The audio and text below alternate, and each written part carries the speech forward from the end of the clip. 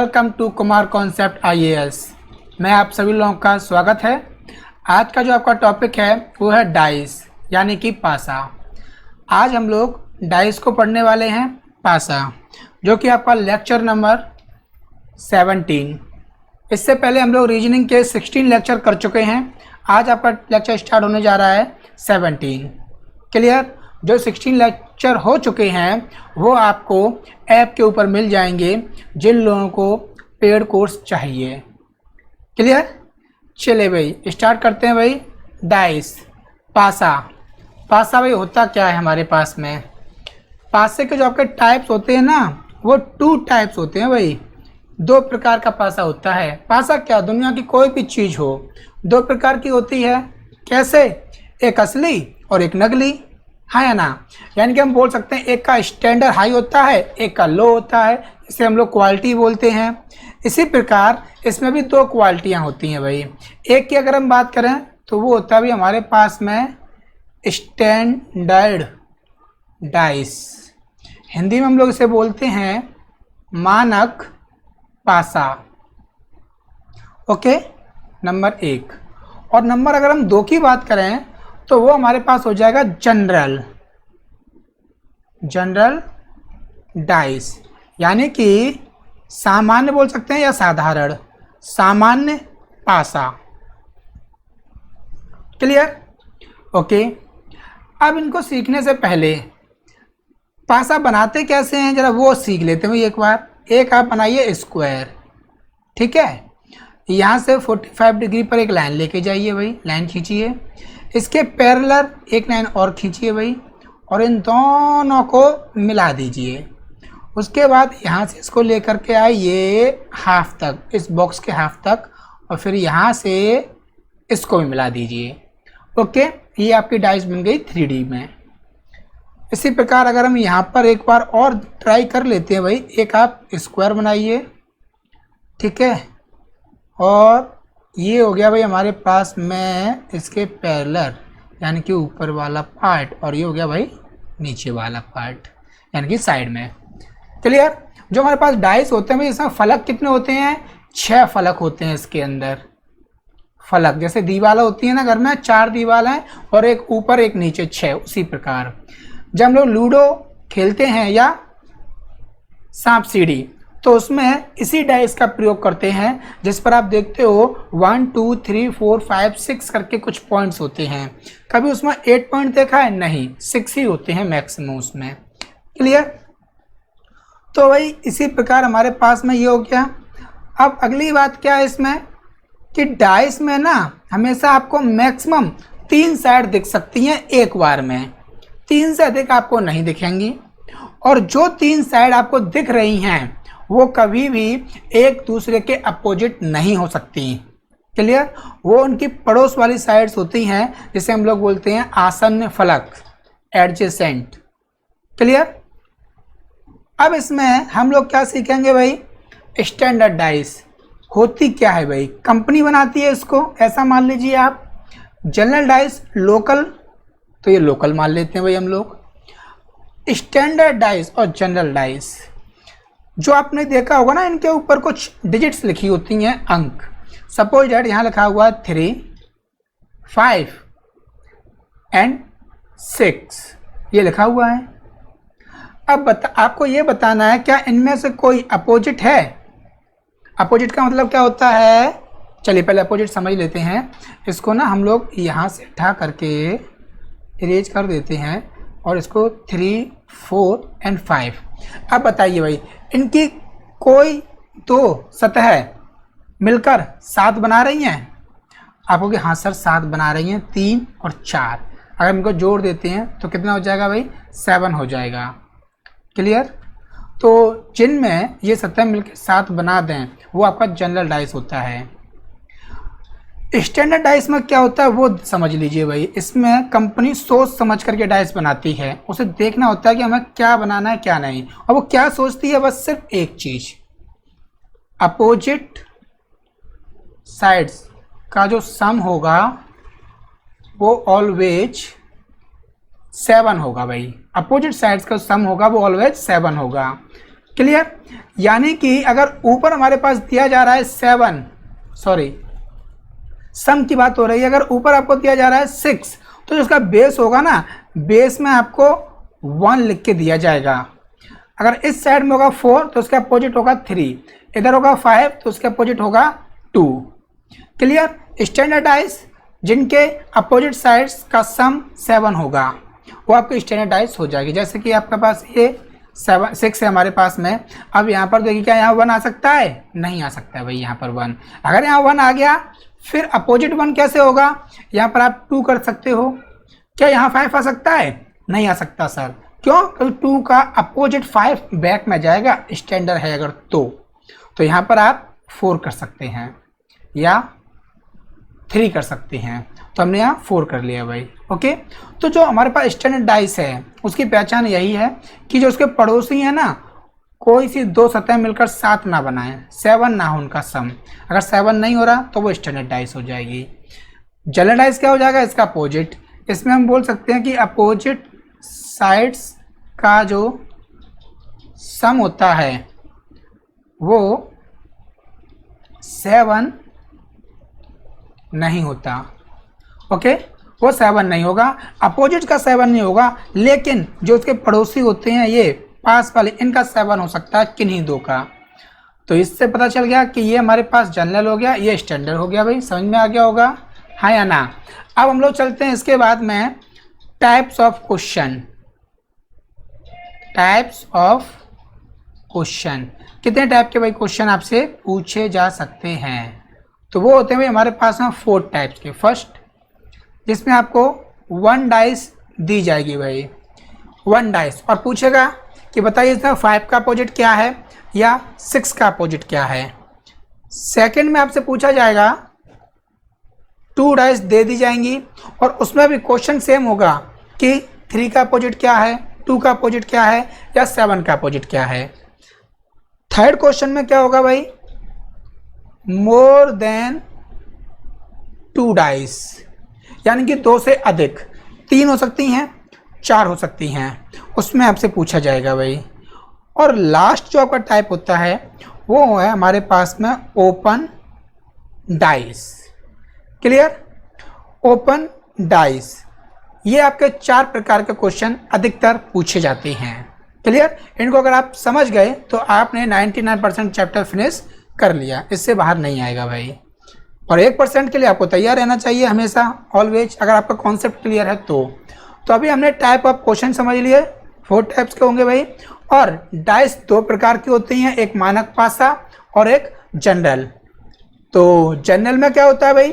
उनकी पड़ोस वाली 2 सतह 7 होगा, और स्टैंडर्ड में क्या होता है? अपोजिट जो होते हैं वो 7 होते हैं, हाँ या ना? ओके, तो उम्मीद है भाई यहाँ तक समझ में आ गया होगा। आगे बढ़ते हैं भाई हम लोग। आगे आपको दिया जा रहा है ये क्वेश्चन। इस क्वेश्चन में नीचे पासे के एक प्रारूप को दर्शाया गया है। इस पासे में अंक 5 के विपरीत फलक कौन सा अंक होगा? यानी कि 5 का अपोजिट आपको बताना है। तो उसके लिए सबसे पहले आपको क्या पता करना है भाई कि जो हमारे पास ये डाइस है ये स्टैंडर्ड डाइस है या नहीं, स्टैंडर्ड डाइस है या जनरल। कौन सी डाइस है भाई, स्टैंडर्ड या जनरल?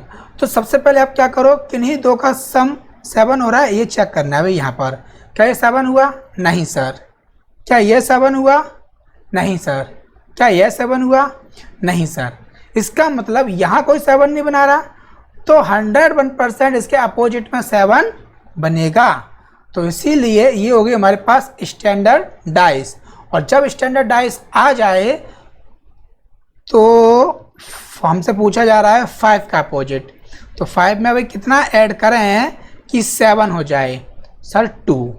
तो यही आपका आंसर हो जाएगा। क्लियर? आसान है, गुड। अब अधिकतर क्या बच्चे गलती करते हैं, उनको सिर्फ और सिर्फ एक ही नियम पता होता है। क्या? अगर पूछे एग्जाम में 5 का अपोजिट क्या होगा, तो उनको ये नियम पता होता है कि 5 का 2 कर दीजिए, क्योंकि दोनों का टोटल सम आना ही आना है।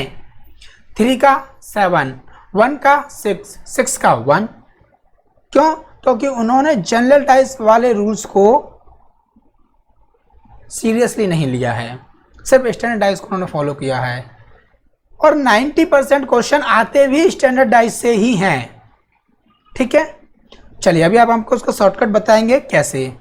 अब बढ़ते हैं हम लोग नेक्स्ट। एक पासे के प्रारूप को दर्शाया गया है।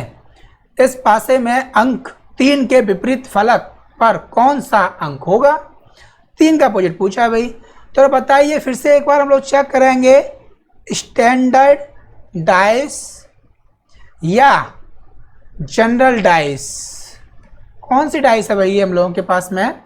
तो देखिए भाई, क्या इनका 7 हो रहा है सम? हाँ जी सर, 7 हो गया, यानी कि इसके अपोजिट में 7 नहीं हो पाएगा, इसकी वजह से ये हो गई जनरल डाइस। एक क्वेश्चन हम लोगों ने कर लिया स्टैंडर्ड डाइस का, अब हम लोग दूसरा क्वेश्चन करने जा रहे हैं जनरल डाइस का। क्लियर? तो जनरल डाइस में क्या भाई, जनरल डाइस क्लियर हो गया। अब देखिए, आपसे पूछा किसका है भाई? 3 का। ओके, अब इसके अपोजिट क्या क्या हो सकता है? 1 2 3 4 5 6, टोटल 8 अंक होते हैं। ओके, अब 3 का अपोजिट का 3 हो सकता है? नहीं ना, तो 3 तो आपका कैंसिल हो गया, हाँ या ना? 3 आपका कैंसिल हो गया। अब इसी वाली डाइस में आप देखिए, 3 के साथ में कौन है भाई? 4। क्या 4 अपोजिट हो सकता है? नहीं सर। और 3 के साथ कौन है? 2। क्या 2 अपोजिट हो सकता है? नहीं। तो यानी कि जो 3 का अपोजिट हो सकता है वो या तो 1 हो सकता है, या 5, या 6। दिस इज अ आंसर, यानी कि ऑप्शन नंबर डी आपका राइट हो जाएगा। हाँ या ना? समझ में आ रहा है भाई? अगर कहीं पर भी आपको समझ में ना आए, या हमारी स्पीड ज़्यादा हो या कम हो, तो आप बता सकते हो भाई। क्लियर? चलिए अब हम लोग आगे बढ़ते हैं भाई नेक्स्ट। और दूसरी बात, अगर सपोज डैट यहाँ पर ये ऑप्शन नहीं होता और उसकी जगह दे देता भाई आपको 4, ठीक है, ये होते हैं हमारे पास, तो ध्यान रखना स्टैंडर्ड डाइस आप पहचान सकते हो अगर ऑप्शन में सिंगल डिजिट है, क्योंकि स्टैंडर्ड डाइस का आंसर हमेशा सिंगल डिजिट में आना है, और जनरल डाइस का जो आंसर है वो हमेशा 1 2 3 या 2 डिजिट में आना ही आना है। क्लियर? ओके, चलिए भाई नेक्स्ट। अगला क्वेश्चन ये आ चुका है भाई आपके सामने। नीचे पासे के एक प्रारूप को दर्शाया गया है। इस पासे में अंक 1 के विपरीत फलक पर कौन सा अंक होगा, ये आपको बताना है भाई। 1 के अपोजिट, तो वही बात, सबसे पहले आप स्टैंडर्ड डाइस है या जनरल डाइस है, ये आपको पहचानना है भाई। तो सम कीजिए भाई, इनका सम 7 हुआ? No sir. इनका सम 7 हुआ? No sir. और क्या इनका सम 7 हुआ? No sir. तो यानी कि ये हो जाएगा हमारे पास स्टैंडर्ड, इसके अपोजिट का सम 7 होगा ही होगा। अब स्टैंडर्ड हो गया तो बस, और वैसे भी एक तरीका तो ये हो गया भाई स्टैंडर्ड है। दूसरा तरीका हमने क्या कहा? ऑप्शन देख करके, अगर सिंगल डिजिट है फिर तो आपको चेक ही नहीं करना है कि ये स्टैंडर्ड है या जनरल है, हाँ या ना? तो यानी कि 1 का अपोजिट पूछा जा रहा है, तो बताइए भाई 1 में हम लोगों को क्या ऐड करना है कि ये 7 हो जाए? 6 हो गया आंसर, हाँ या ना? आसान है। नेक्स्ट, नीचे पासे के एक प्रारूप को दर्शाया गया है। इस पासे में अंक 2 के विपरीत फलक पर कौन सा अंक होगा? इसके लिए हम आपको 10 सेकंड कम हो जाएगा ना, 15 सेकंड का टाइम देते हैं। कुछ ज़्यादा हो गया? चलिए 15 सेकंड का टाइम देते हैं और आपको इसका आंसर बताना है भाई कमेंट बॉक्स में। इसका आंसर क्या आएगा भाई? ठीक है, चलिए हम वेट कर रहे हैं भाई, कौन कौन दे सकता है इसका आंसर? आइए भाई इसका आंसर दीजिए। इसका आंसर इसका जो आंसर है, ओके, चलिए भाई, टाइम आपको पता है, स्टार्ट करते हैं भाई। हमें क्या है भाई, एक से अधिक ऑप्शन है, यानी कि ये जनरल डाइस हो सकता है, और सभी इसमें एक से अधिक हैं, तो 101% जनरल डाइस है भाई। कैसे सर, 6 and 1 7 हो रहा है, तो जनरल डाइस है, लिखने की जरूरत नहीं है, वो तो हम आपको समझा रहे थे। अगर ये हमारे पास जनरल डाइस हो चुका है, तो अब क्या करना होगा भाई हम लोगों को, इसमें कौन सा अंक है, 2, आप 2 को लिखिए, और यहाँ 1 2 3 4 5 and 6। अब देखते हैं 2 का अपोजिट 2 तो नहीं हो सकता, और 2 के साथ में कौन कौन है भाई, 1 and 6, ये भी अपोजिट नहीं हो सकते हैं, यानी कि 2 का अपोजिट अब हमारे पास 3 4 and 5 ये बचता है भाई। कोई है ऑप्शन में, ढूंढो ढूंढो। हाँ जी सर, यानी कि option D is a right, है ना। Next, types of 2 dice. अब हम लोग आ चुके हैं 2 प्रकार की डाइस के लिए। तो चलिए भाई, कैसे कैसे हो सकती हैं भाई, इसमें भी आपके कुछ टाइप्स हैं, टाइप्स ऑफ 2 डाइस। इसमें मेनली तो भाई हमारे पास में सिर्फ 2 ही टाइप्स हैं। वो कैसे, वो ऐसे, जो आपको 2 डाइस दी जा रही हैं, उसमें कितने डिजिट कॉमन हैं, ये आपको पता करना है भाई। तो पहले हम लेते हैं भाई कि 2 अंक कॉमन है, 2 डिजिट्स कॉमन। इसके लिए, तो इसके लिए भाई 2 डिजिट्स कॉमन होगा। अब पहले एग्जाम्पल ले लेते हैं भाई, तो जल्दी समझ में आ जाएगा आप लोगों को। एग्जाम्पल के जरिए से ऐसे ऐसे ऐसे ऐसे ऐसे और ऐसे बनाया, ऐसे बॉक्स बनाया 45 पर पैरेलल, ये इधर गया, ये इधर और ये इधर। ठीक है भाई, हमने कहा 2 डिजिट्स कॉमन हो। 3 कर लिया भाई, 5 कर लिया, 6 कर लिया, 4 कर लिया, 6 कर लिया एंड 5 हो गया भाई। ये अब इसमें आपसे पूछा जा सकता है कि बताइए क्या किसका अपोजिट है।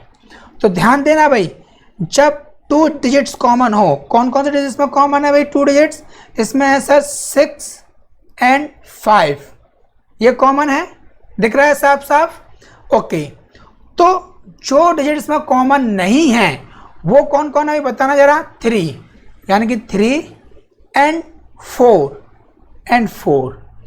तो हमें ये पता चल गया कि 3 का अपोजिट 4 होगा और 4 का अपोजिट 3 होगा।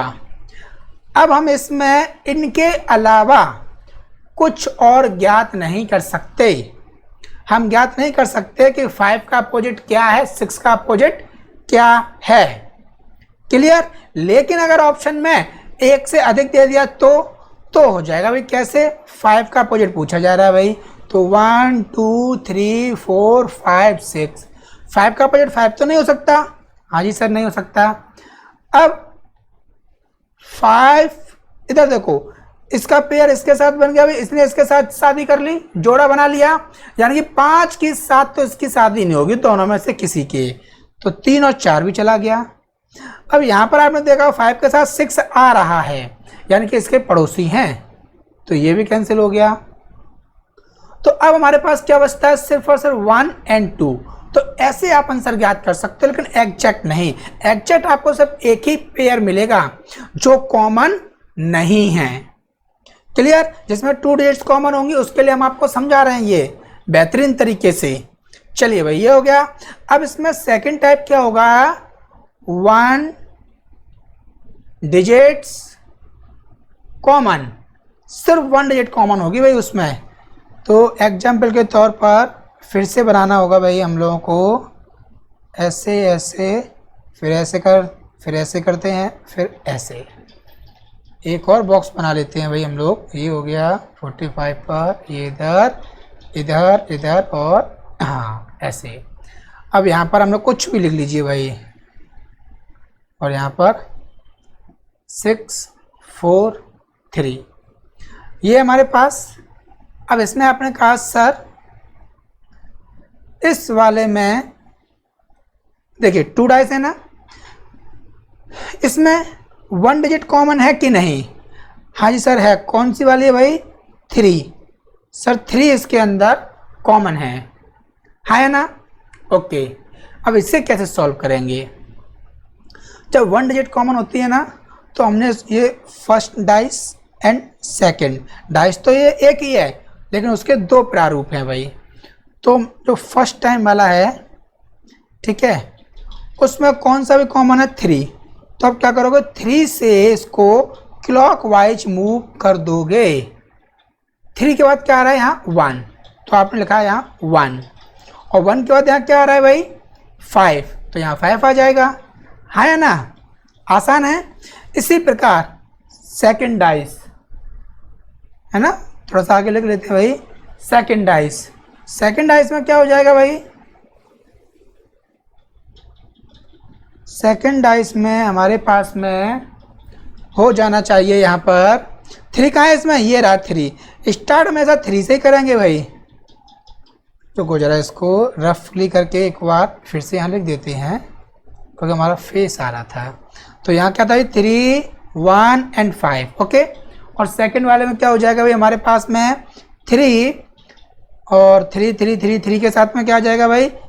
क्लॉकवाइज बताइए 6 है ना? 6 आफ्टर देन 4, यही होगा। तो देखिए इसमें क्या होगा? 5 का अपोजिट 4 हो जाएगा, 1 का अपोजिट 6 हो जाएगा, 3 का अपोजिट क्या होना चाहिए? सर 3। कैसे हो जाएगा? तो इसे आप कट कीजिए और ये देखिए कौन सी डिजिट है, कौन सा अंक है जो अभी तक यहाँ पर नहीं आया है। तो आप कहोगे सर 2 यानी कि 2, तो ये क्या हो गया भाई? 3 का अपोजिट हो जाएगा 2। क्लियर? ओके, तो हम लोगों को अगर 1 डिजिट वाला मिल जाए ना, तो उसमें हम सभी के अपोजिट ज्ञात कर सकते हैं, लेकिन अगर 2 डिजिट कॉमन मिलेगा तो उसमें सिर्फ एक ही पेयर ज्ञात कर सकते हैं। क्लियर? अब एक दूसरी बात, ऐसे में आप सिंगल डाइस वाला रूल नहीं लगाओगे, यानी कि 1 डाइस वाला। आप कहो सर अगर हम इनका सम करके देख लेते हैं, 5 और 6 7 नहीं हो रहे, 5 और 3 7 नहीं हो रहे, 6 और 3 7 नहीं हो रहे, तो क्या सर इसमें स्टैंडर्ड डाइस फॉलो नहीं होगा? नहीं होगा। वो सिर्फ और सिर्फ जब आपको 1 डाइस दी जाएगी या सिंगल डाइस दी जाएगी, उसी कंडीशन में हम उसे फॉलो करेंगे। 2 dice otherwise more than 2 dice, इसमें उसका प्रयोग नहीं करेंगे। क्लियर? इतनी बात समझ में आ गई? कैसे करेंगे वो हमने आपको बता दिया है। लेकिन अगर उसमें एक भी कॉमन नहीं है, कॉमन एक भी डिजिट नहीं है, और कॉमन नहीं है एक भी डिजिट उसमें, तब फिर आप उसमें फॉलो कर सकते हो स्टैंडर्ड डाइस। अदरवाइज तीनों ही कॉमन है तब भी आप उसमें फॉलो कर सकते हो। क्लियर? चलिए यहाँ तक हो गया। और एक महत्वपूर्ण बात वो क्या है भाई, कि जो ये रूल्स है ना आपका 2 डाइस वाला, ये सिर्फ और सिर्फ 2 डाइस में नहीं लगेगा, ये 2 डाइस के साथ साथ मोर देन 2 डाइस में भी हम इसी का प्रयोग करेंगे, जिसकी क्लास नेक्स्ट होगी भाई। ठीक है, मोर देन 2 डाइस वाले की भी। लेकिन कॉन्सेप्ट हम लोग आज ही सीख रहे हैं, इसलिए जो भी बच्चे उसमें आएंगे क्लास लेने, वो पहले इस क्लास को अच्छे से कर लें, समझ में तभी आएगा। क्लियर? चलिए भाई अपने क्वेश्चन की तरफ बढ़ते हैं। अब उम्मीद है ये समझ में आ गया होगा। चलिए क्वेश्चन पेश किया जाए। नीचे दिए गए पासे में अंक 4 के विपरीत सतह पर कौन सा अंक होगा? 4 के विपरीत पूछ रहा है भाई, तो ढूंढिए भाई ये कौन सा वाला है भाई? 2 डिजिट्स कॉमन वाला है या 1 डिजिट कॉमन वाला है भाई, ये आपको बताना है ये कौन सा कॉमन वाला है। तो आप कहोगे सर अभी देखते हैं इसमें, ये सर ये 2 डिजिट कॉमन वाला है, तो उसके लिए क्या रूल था भाई हम लोगों का? अगर 2 डिजिट्स कॉमन होंगे, सर जो डिजिट कॉमन नहीं है ना वो एक दूसरे के अपोजिट हो जाएंगे, यानी कि 4 का अपोजिट 1 और 1 का अपोजिट 4। सिर्फ यही ज्ञात किया जा सकता है, इसके अलावा कुछ और ज्ञात नहीं किया जा सकता। और यही उसने पूछा भी है भाई 4 का अपोजिट, तो क्या हो गया 1, यानी कि ऑप्शन नंबर 1 आपका राइट हो जाएगा। Got it, very good. चलिए बढ़ते हैं हम लोग नेक्स्ट 6। नीचे एक ही पासा के दो प्रारूपों को दर्शाया गया है। ओके, 4 का ऊपरी फलक पर कर दिया जाए तो ऐसी स्थिति में निचले फलक पर कौन सा अंक होगा? पॉजिटिव पूछ रहा है, ऊपर का निचला। तो पता कीजिए 2 डिजिट कॉमन या 1 डिजिट कॉमन, क्या होगा भाई? ये ढूंढते हैं भाई। 1 तो सर है हमारे पास में, और कुछ कॉमन है क्या? नो सर, और कुछ भी कॉमन नहीं है। Very good. तो जो हमारे पास फर्स्ट है उसको हम कैसे मूव करेंगे? 1 से, और क्लॉकवाइज। आपको सर क्लॉकवाइज हमेशा क्यों करते हैं, एंटी क्लॉकवाइज क्यों नहीं करते हैं? आप एंटी क्लॉकवाइज भी कर सकते हो, कोई प्रॉब्लम नहीं है, लेकिन एक कंडीशन है। अगर आपने इसको एंटी क्लॉकवाइज मूव किया है तो इसे भी एंटी क्लॉकवाइज ही मूव करोगे। अगर इसे क्लॉकवाइज किया है तो इसे भी क्लॉकवाइज करोगे, दोनों को एक जैसा मूव करना है। क्लियर? अब भी आपका प्रश्न है क्या कि क्लॉकवाइज क्यों होता है, एंटी क्लॉकवाइज क्यों नहीं होता? क्योंकि एंटी शब्द एंटी होता है, इसलिए क्लॉकवाइज पॉजिटिव शब्द के साथ चलेंगे भाई। तो 1 after then 2 according to this and 3, और सेकेंड डाइस में क्या हो जाएगा भाई?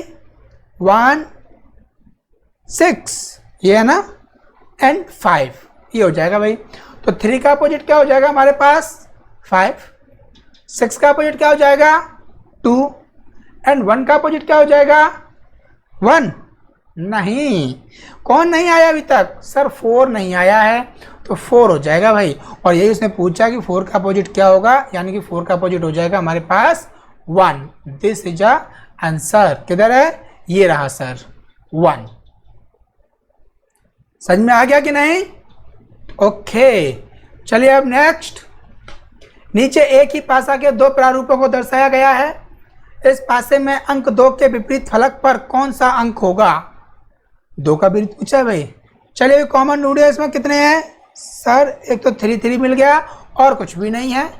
ओके, यानी कि 1 डिजिट कॉमन है भाई, ओनली ऑन 3। तो मूव कीजिए भाई इसको क्लॉकवाइज, 3 2 एंड 1।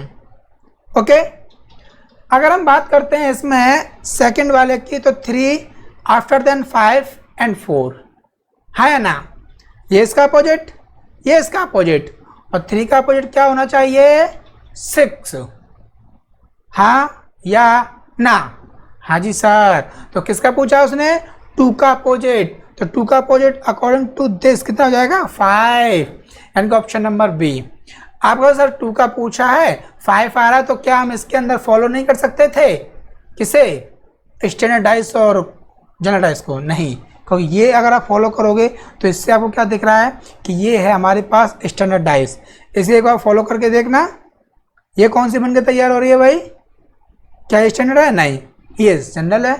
अब ये डाइस तो एक ही हैं, तो दोनों कैसे हो सकती हैं? इसलिए इसमें फॉलो नहीं होता वो रूल। क्लियर? समझ में आ गया भाई? ये वाला भी हो गया हमारे पास आंसर, हाँ या ना? चलिए अब आगे बढ़ते हैं। तो नेक्स्ट,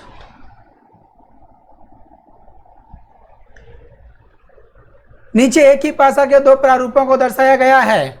इस पासे में अंक 3 के विपरीत फलक पर कौन सा अंक होगा?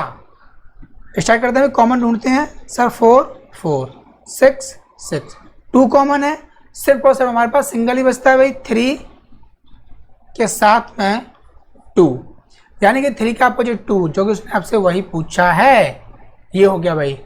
अब बताइए भाई, आपने इतनी क्लास कर ली, अब क्या आपको ये क्वेश्चन हार्ड लग रहे हैं भाई? हाँ या ना? अगर आपको बेसिक कॉन्सेप्ट आता है ना, तो बड़े से बड़ा क्वेश्चन धराशायी हो जाएगा आपके सामने। क्लियर? तो आगे बढ़ते हैं भाई। नेक्स्ट, नीचे एक ही पासे के 3 प्रारूपों को दर्शाया गया है। अच्छी बात है। इस पासे में अंक 1 के विपरीत फलक पर कौन सा अंक होगा? ओहो, मोर देन 2 आ गए हैं भाई। तो अब इसमें क्या करते हैं हम लोग, कंपेयर करते हैं। सबसे पहले क्या करेंगे भाई, 1 एंड 2, इनका आपने कंपेयर किया, कितना कॉमन है भाई जरा बता सकते हो भाई सर? 4 4 2 2। तो हम कह सकते हैं सर इसमें 3 का जो अपोजिट है वो 6 हो जाएगा, है ना? ओके, अब फर्स्ट एंड थर्ड का कंपेयर करते हैं भाई। इसमें हमारे पास फर्स्ट एंड थर्ड में हमारे पास में कितने हैं भाई कॉमन? सर 3 3 2 2। तो अब क्या बचता है हमारे पास? 4 का 1, है ना? अब आगे कंपेयर करने की जरूरत ही नहीं है भाई, आपको पता है इसके साथ ही इसके साथ, इसके साथ ही इसके साथ। अब आपके पास कौन से 2 अंक बाकी बचे हुए हैं? 2 एंड 5। तो ये इसका अपोजिट हो जाएगा भाई। क्लियर? फिर भी अगर आपका मन नहीं मान रहा तो सेकंड का थर्ड के साथ एक बार कंपेयर कर लीजिए और देखिए भाई क्या आ रहा है अभी कॉमन। इसमें कॉमन 2 है सर, ओनली ऑन 2, यानी कि सिर्फ और सिर्फ 2 कॉमन है। तो क्या करेंगे भाई, पहले हमने 2 6 एंड 4 को मूव कर दिया भाई सेकंड वाले को। अब थर्ड वाले को मूव करेंगे तो 2 3 एंड 1 मूव कर दिया। तो अब यहाँ से देखिए ये इसके अपोजिट आ गया, ये इसके अपोजिट आ गया, और इसका अपोजिट क्या हो जाना चाहिए भाई यहाँ से? 5। अब क्या हुआ, आपने पहले ही सॉल्व कर लिया था, लेकिन एक बार आपने और सॉल्व किया अलग तरीके से और दोनों सेम आंसर आ रहे हैं, तो आपका कॉन्फिडेंस लेवल हाई हो जाएगा भाई। आपको पता है ये क्वेश्चन मुझे 101% मार्क्स देकर ही जाएगा, ये खाली हाथ नहीं जा सकता। तो जब बता दीजिए 1 का अपोजिट क्या है? सर 4 है, इधर से भी इधर से भी, यानी कि हमारे पास ये आंसर हो जाएगा राइट, ऑप्शन नंबर सी। अब चलते हैं भाई हम लोग नेक्स्ट क्वेश्चन की ओर। इस क्वेश्चन को करने से पहले आपको कुछ हम इंफॉर्मेशन देना चाहते हैं। आपका जो एग्जाम है यूपीएससी का वो 10 अक्टूबर को है, लगभग आज से 20 दिन लगभग। और जो आपके पास में यूपीपीसीएस का एग्जाम है उसके लिए 40 दिन हैं। अब इतने कम समय में आप मैथ्स एंड रीजनिंग दोनों कैसे पढ़ोगे भाई? जो अपने 20 साल से जो हम लोग नहीं सीख पाए, जिन लोगों को मैथ्स से फोबिया है, डर लगता है, बैठ जाता है माइंड में। क्लियर? तो उसके लिए क्या तरकीब है? सर बहुत से तरीके हैं, ऑफलाइन ले सकते हैं, अभी प्रॉपर तरीके से ऑफलाइन क्लास नहीं चल रही हैं। और दूसरी बात, अगर आप क्लास ले भी लोगे ना, आपको 100% लिख कर दे सकते हैं कि 30 दिन के अंदर कोई भी बंदा मैथ्स और रीजनिंग नहीं करा सकता कंपटीशन लेवल की। एक चैप्टर से 10-10 क्वेश्चन कराने से कुछ नहीं होता, आपको समझना पड़ेगा भाई। अब दूसरा मेथड क्या है भाई? ऑनलाइन के लिए, हाँ अभी फिलहाल के लिए ऑनलाइन ठीक है, लेकिन सबसे बेस्ट ये है कि आप कहीं ऑफ क्लास ले लें। अभी ऑफ क्लास चलती रहे आपके पैरेलल, जो लगभग आपको 3 से 4 महीने में कोर्स कराएं। क्लियर? पता है आपको समय अधिक लग रहा होगा ये, लेकिन समय अधिक नहीं है। सोच कर देखिए, अगर किसी साल आपका जीएस पास हो गया और सीसेट पास नहीं हो पाया तो 2 साल खराब होते हैं, 1 साल नहीं 2 साल, ये आपको पता है।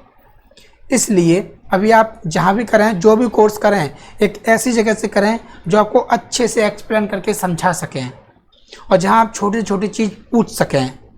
ठीक है? आप कहीं भी कीजिए क्लास, लेकिन जो भी आपको कमज़ोर कड़ी लगती है ना, उसको मजबूत कीजिए। क्लियर? ये छोटी छोटी चीज़ों को हम इग्नोर कर देते हैं, जिससे कि समस्या होती है। ऑनलाइन कोर्स आप कहीं से भी ले सकते हो। हम लोगों ने भी, कुमार कॉन्सेप्ट आईएएस ने भी एक कोर्स लॉन्च किया है, ऐप के माध्यम से आपको मिलेगा, जिसकी फ़ीस सिर्फ और सिर्फ 999 है। लेकिन अभी गणेश उत्सव जब आया था या चल रहा है, उसमें आपको ऑफ़र मिल रहा है, यानी कि आपको एक कोड मिलेगा। अगर आप उस कोड को फिल कर देते हो तो वही फ़ीस आपको सिर्फ और सिर्फ 299 की पड़ेगी, है ना? 700 रुपये सीधे कम हो जाएंगे उसमें भी। तो सोच के देखिए, 299 के अंदर कंप्लीट सी सेट आपको मिलेगा, maths and reasoning present time में जो लोग फ्री बैठे हुए हैं कि हम कहाँ से शुरुआत करें, कैसे शुरुआत करें, कोई हमें ऐसा बंदा चाहिए या ऐसे सर चाहिए, ऐसा फ्रेंड चाहिए, ऐसा साथी चाहिए जो हमारी उंगली पकड़ के हमें बता सके अब तुम ये चैप्टर पढ़ो, अब ये चैप्टर पढ़ो, अब ये चैप्टर पढ़ो। पढ़ने की आपके अंदर ललक है, आप पढ़ना चाहते हो, लेकिन आपको समझ में नहीं आ रहा कि शुरुआत कहाँ से की जाए, प्रॉब्लम उसमें है। तो एक बार आप ज्वाइन कीजिए और आपको उसके अंदर 80 लेक्चर मिलने वाले हैं, 50 मैथ के, 25 रीजनिंग के और 5 कॉम्प्रिहेंशन के। क्लियर? तो ज्वाइन करने के लिए आप गूगल प्ले स्टोर पर सर्च कर सकते हो कुमार कॉन्सेप्ट IAS, तो आपको कुमार कॉन्सेप्ट का ऐप मिल जाएगा। आप ऐप डाउनलोड कीजिए, उसके बाद स्क्रीन पर जो ये नंबर चल रहा है इस पर आप हमें व्हाट्सएप पर कांटेक्ट कर सकते हैं। क्लियर? और दूसरी बात, प्रैक्टिस बहुत ज़रूरी है। प्रैक्टिस के लिए आप पूछते हो सर कौन सी बुक लें हम, तो आप दुनिया की कोई सी बुक ले लीजिए, लेकिन डिपेंड करता है आप एग्जाम किस चीज़ का दे रहे हो। अगर आप सिविल सर्विस का दे रहे हो, UPSC PCS का दे रहे हो, तो हर बुक आपके काम की नहीं है। क्लियर? क्योंकि वहाँ पर जो क्वेश्चन आते हैं वो कैलकुलेटिव कम होते हैं, कॉन्सेप्चुअली अधिक होते हैं भाई, तो उस पर आपको फोकस करना है। तो उसके लिए हम लोगों ने एक टेस्ट सीरीज चलाई है। एवरी डे आपको एक टेस्ट दिया जाएगा व्हाट्सएप ग्रुप पर। क्लियर? 10 क्वेश्चन होंगे और उसमें ऑप्शन के साथ साथ, यानी कि ऑप्शन के साथ साथ डिस्क्रिप्टिव है, आपको उसे सॉल्व करके देना है, जिससे कि हम लोग चेक करें और चेक करके आपको बता सकें कि आपकी मिस्टेक्स कब कहाँ कैसे हो रही है। क्लियर? जिससे कि आपका जो कॉन्सेप्ट है वो क्लियर हो जाएगा और प्रैक्टिस भी अच्छे से हो जाएगी। जो कैलकुलेशन है माइंड का एक कसरत हो जाएगी, वर्जिश हो जाएगी वही माइंड की, हाँ या ना? जिससे कि जब भी हम लोग एग्जाम हॉल में होंगे तब जो कैलकुलेशन होंगी छोटी छोटी वो आपको परेशान नहीं करेंगी। तो इसीलिए हम आपसे चाहते हैं कि आप इसी नंबर पर जो आपको स्क्रीन पर चल रहा है आप उसको ज्वाइन कर लीजिए, व्हाट्सएप कीजिए।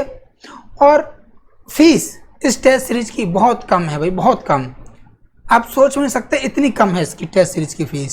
सिर्फ और सिर्फ 100 रुपये, 100, सिर्फ 100 रुपये मंथली फीस है। आप मंथली फीस आसानी से 100 रुपये प्रोवाइड कर सकते हैं, लेकिन आपको इसमें फ़ायदा कितना होने वाला है वो आप खुद से सोचिए। क्लियर?